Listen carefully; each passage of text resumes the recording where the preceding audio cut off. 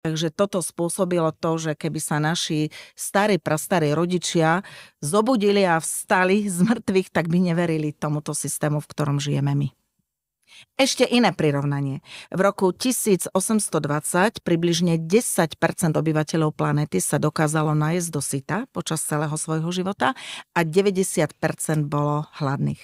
V roku 2020 je to presne naopak. V rámci celého sveta áno, máme stále 10% populácie, ktorá má problém sa nasytiť, ale 90% obyvateľov planéty nie.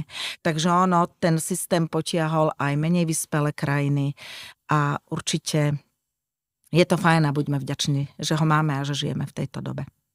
A myslíš, že ten systém má nejaké nevýhody? Alebo je to celé, akože ako ľudský organizmus, nech ten, aký je a je iný nebude? Často počujem, že trh zlyháva. No nie.